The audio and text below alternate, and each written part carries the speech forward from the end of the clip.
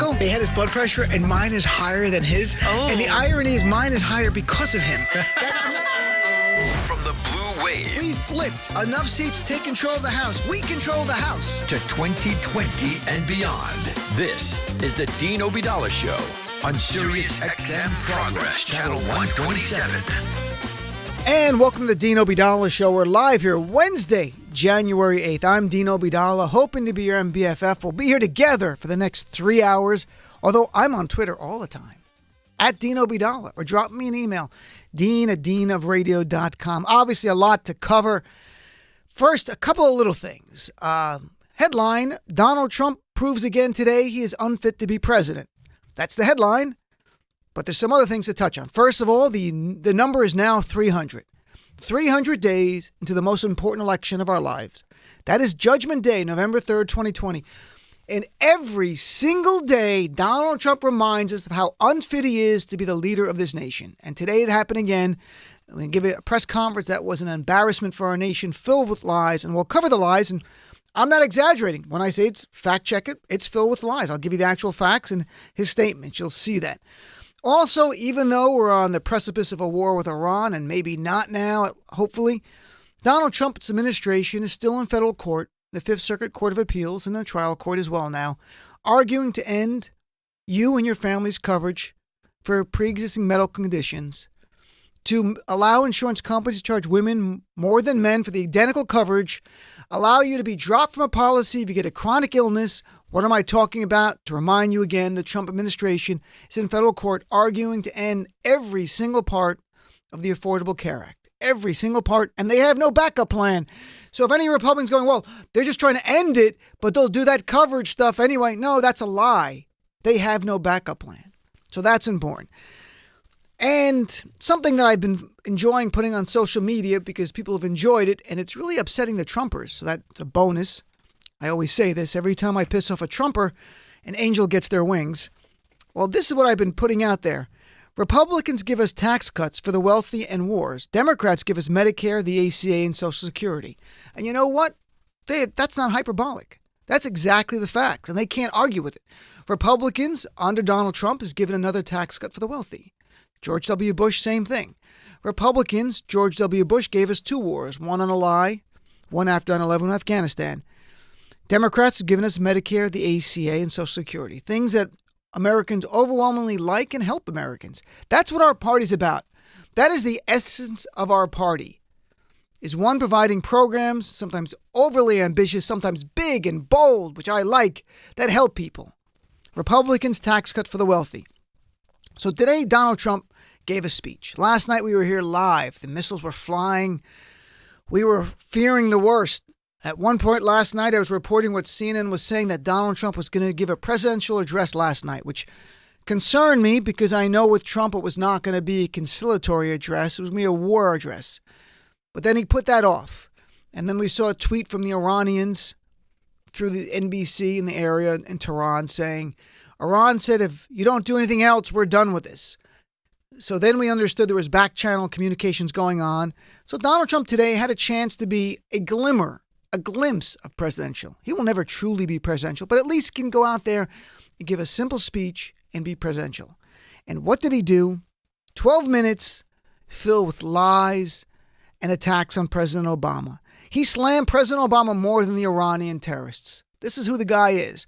And by the way, if you're wondering how is this playing out with the American people, today the first poll came out, Reuters poll, on what happened so far with Iran. Asked Americans, do you approve of Donald Trump's actions, military escalation against Iran? What percentage approves? 37%. How much disapprove? 54%. More importantly, look at strongly disapprove versus strongly approve.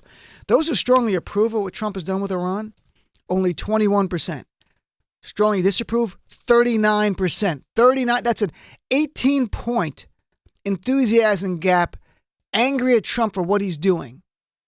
And I can assure you it's not just Democrats, because Donald Trump loves the Rasmussen poll, which oversamples Republicans. That's the one he tweets about. It's a daily poll.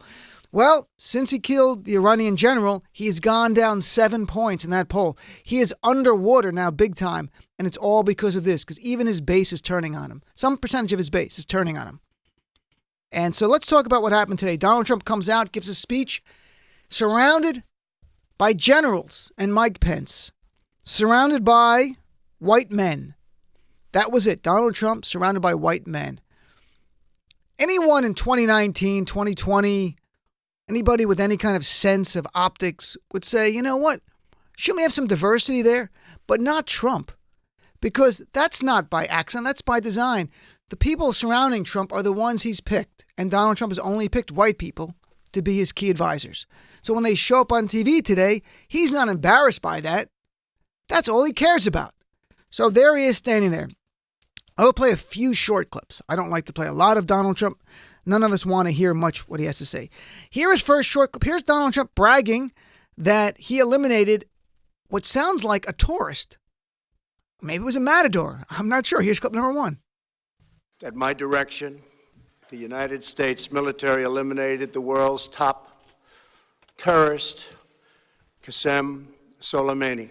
I don't know what a terrorist, I think it was a tourist. Then he went on to talk, and we'll go through some of the other lies. He said, quote, in recent days, Soleimani was planning new attacks on American targets, but we stopped him, close quotes. There's no evidence of that. In fact, there's less than no evidence. We've heard from 2 members of Congress, a Democrat and a Republican, who were briefed today, who came out and said this is completely not true. First, here's Congressman Jerry Conley from Massachusetts, who walked out of the briefing and was outraged by what he had seen. And Jerry's a Democrat, by the way. Clip number 2. Without commenting on content, my reaction to this briefing was it was sophomoric and utterly unconvincing. And I believe more than ever, the Congress needs to act to protect the constitutional provisions about war and peace. What can you say about the rationale for the strike on Soleimani and also the idea of whether there were imminent threats?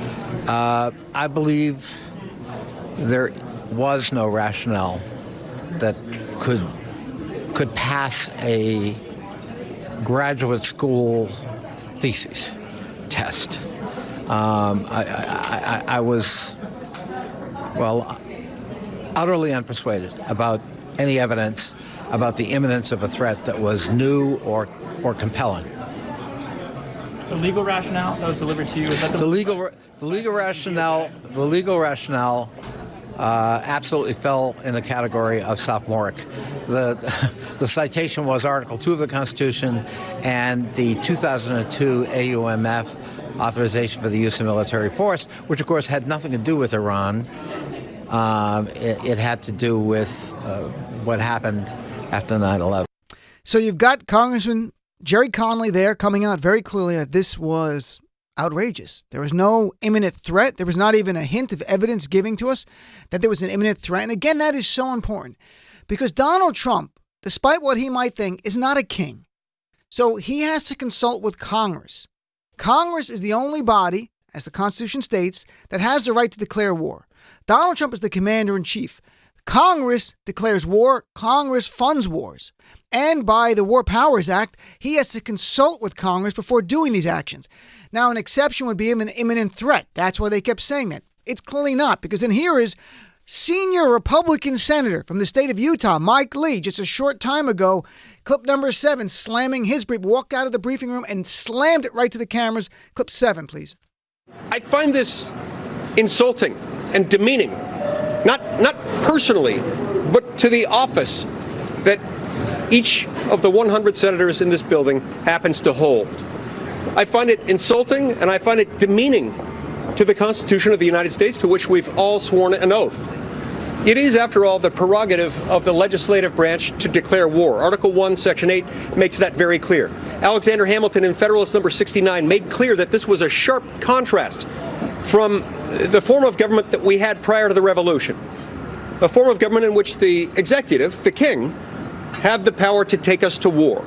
He did not need the Parliament to weigh in on it, to support it. That was the Parliament's job after the fact, after we had gone into war. This, Hamilton explained in Federalist 69, is exactly the reason why this power was put in Article 1, Section 8, in the branch of government most accountable to the people at the most regular intervals. So, Senator Mike Lee there, it's bipartisan criticism of the briefing, that there was not evidence there of an imminent threat. So Donald Trump, and it's very interesting, Mike Lee brought up, the senator from Utah, that the reason our Constitution is written the way it is, as Alexander Hamilton stated in the Federalist Letters, was to prevent a king from taking our nation to war without speaking to Congress in advance. But the Trump administration, unsurprisingly, lied. There was no imminent threat. Donald Trump, in his speech today, 12-minute speech, continued to lie. He went on to say about Soleimani, the general, as he's trying to get support for his what is more and more appearing like an unlawful killing, an actual assassination. He said about Soleimani, quote, he viciously wounded and murdered thousands of U.S. troops. Thousands of U.S. troops. That's the exact words, thousands. Even Republicans have said this man was involved in the death of 600 U.S. troops. That is bad on itself. Why is Trump saying thousands of U.S. troops? Because he's doing his best to get public opinion on his side, because it's not. That's why Mike Pence tied Soleimani to 9/11. Laughable as it is. Even Tucker Carlson called it out. You'd only do that. You only lie when the truth won't help you.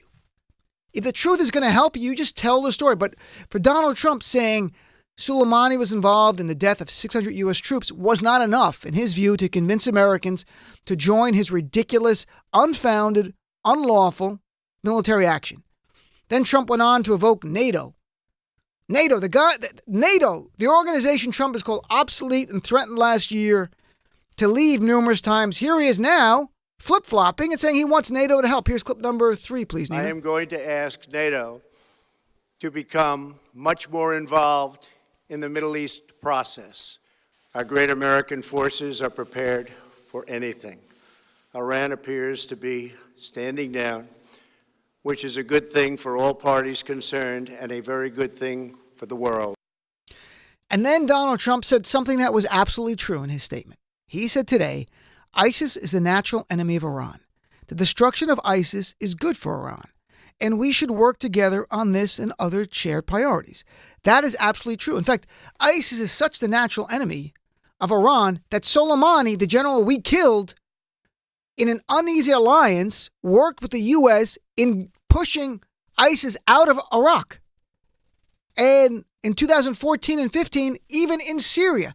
So Soleimani, and it was not like when bin Laden were actually giving direct weapons in Afghanistan so he could fight the Soviets and then we abandoned him. Soleimani did his own thing. I can't find evidence we coordinated specifically, but the U.S. military knew what Soleimani was doing, and it was coordinated in that fashion that we were happy Soleimani was doing a fight against our common enemy, ISIS. But then Trump kills the guy. And then Trump, in a speech that should have been about America and about his vision for leadership in the world, has to then make it a personal attack on President Obama, because that is the vile, despicable person that Donald Trump is. That anything the black man achieved, Donald Trump, the white supremacist, needs to tear down and attack in any way possible. And it is so simple once we finally understand that Donald Trump is a white supremacist. If you look at it through that prism, his actions in regards to President Obama and why he would demonize President Obama as much as he can and smear him and lie about him, it comes from a place of white supremacy, that he cannot allow a black man to achieve more than him. So what does he say? Here he is, Donald Trump, blaming Obama for the missile strike on the U.S. troops in Iraq, and thankfully no one was killed. That's a great thing. But here's clip number 4, Donald Trump being despicable. Iran's hostilities substantially increased after the foolish Iran nuclear deal was signed in 2013, and they were given $150 billion, not to mention $1.8 billion in cash. The missiles fired last night at us and our allies were paid for with the funds made available by the last administration. So there's Donald Trump literally saying the missiles fired at our troops were made available because of the funds released by President Obama. Now, the place we're at on the edge of war is because of one person, Donald J. Trump, a man this is far beyond his understanding, his intellectual understanding, his big picture understanding of what it means to be president. Strategy is not a word Donald Trump's ever used. This is a man about instant gratification in every part of his life, including cheating on his wives. every one of his wives. That's part of instant gratification, no long-term strategy. And now in reality, the Iran deal, and we covered it on Friday because I think it was so important to give a big picture of how we got here. 2015, the U.S. enters the Iran deal. We're not the only one. It is us. It is China. It is France. It is Germany. It is Russia and the United Kingdom and the EU. Collectively, we all entered this deal.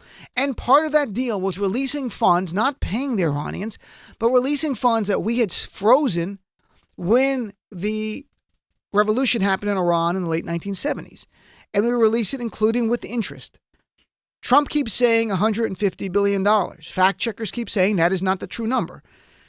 It's odd. Fact checkers don't know the exact number because apparently the last Obama administration didn't release the exact number, but the estimates are it was around $56 billion.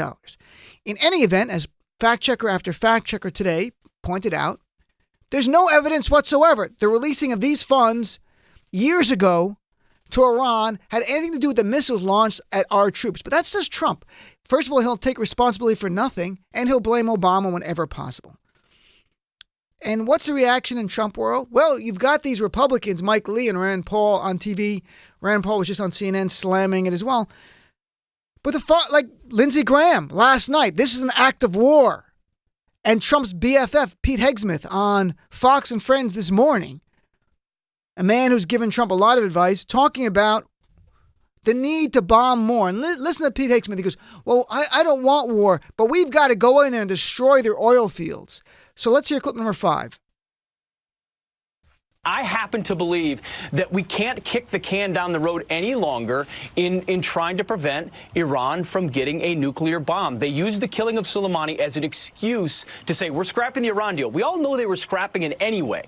So what better time than now to say, we're starting the clock. You've got a week. You've got X amount of time before we start taking out your energy production facilities. We take out key infrastructure. We take out your missile sites. We take out nuclear developments. That is we not take a out port popular idea. capabilities. Or, you know what, take out a Quds headquarters while you're at it if you want. I understand that's not a popular idea. I don't want boots on the ground. I don't want occupation. I don't want endless war. But Iran has been in an endless war with us for 40 years. Either we put up and shut up now and stop it, or we kind of wait, go back to the table and let them dither while they attempt to continue to develop the capabilities to do precisely what they've said they want to do. So either we're honest about the nature of this regime, or I think we miss a moment. So he doesn't want us to miss a moment. And by the way, Fox and Friends is like Donald Trump's daily intelligence briefing. So he's watching Pete Hegseth, a military veteran there, advocating essentially more war. And you know Trump's watching, and Trump's thinking about that very thing. And Liz Cheney, daughter of a war criminal, was on TV today, saber rattling. You know what's odd? Tucker Carlson, who I don't agree with at all, and anything we have an overlap, it's because he agrees with me. I don't agree with him. But he had a good point about war and profits and what this is all about. Let's hear clip number 6. If you were at an airport over the weekend, you may have seen American troops on the move, leaving their families on their way to the Middle East. Now, just a month ago, not 1 in 100 Americans was thinking about Iran. Now, suddenly, we are on the brink of war. In Washington, that is considered an upgrade, indeed a massive improvement. It's harder to get rich and powerful in Washington during peacetime, so our leaders have a built-in bias for war. It is hard to get rich and powerful during peacetime, so I have a bias to war. You actually, Tucker Carlson telling the truth there. War makes money. And who does it make money for? It makes money for Republican donors, right-leaning companies, General Dynamics, companies that make armaments, that give money to both Democrats and Republicans, but big numbers to Republicans. This is about money making again. And, you know, as I said at the outset here, Republican presidents give us tax cuts for the wealthy, and they give us wars. They also give business with these wars to their base, to their GOP donors. Democrats give us Medicare, the Affordable Care Act, which includes mandated coverage for pre-existing conditions, and Social Security. I think 2020 has to come down to that. Because Donald Trump, we may not have a war now, thankfully. But Donald Trump has made it clear in an election year that this man, without any basis, you heard Mike Lee, the Republican senator, say it, to attack someone, to kill the second-ranking man, leader of a country, to put us on the edge of war that would have resulted in thousands and thousands and thousands of Americans going to Iran to fight a regional superpower there. And now he's got to deal with that because this is part of the Democratic argument going, if this guy wins re-election, just think what he would do then when he doesn't have to worry about standing for election again. Who knows what lawless actions he will take? Do you want a president that is impulsive like that, dangerously impulsive, whimsical, with no basis for things? So that's what I want to put out there. We have two members of Congress on tonight, depending on votes, if it all goes well. Congressman Ruben Gallegos, an Iraq war veteran, is going to join us, and Congressman Bonnie Watson-Coleman. We have a lot of time for phone calls as well, though, in between them. So depending on votes, we might have Congresswoman Bonnie Watson-Coleman on at 6:30. It's unclear, and Ruben at the top of the hour, Gallego. But in between that, I want to take calls. What's your reaction to us, Donald Trump, taking us to the edge of war? Secondly, we are in a 2020 election year. How should the Democrats deal with this issue? What do you want here, 2020 Democrats? How do you want them to articulate the risk posed by 4 more years of Donald Trump, given that he whimsically got involved in a military action, killing the second-ranking guy in the nation, essentially, and Mike Lee said it. You have Democrats and Republicans saying it. There was no basis for this in law. Love to hear from you. 866-997-4748. Dean Obadala Show on Sirius XM Progress 127.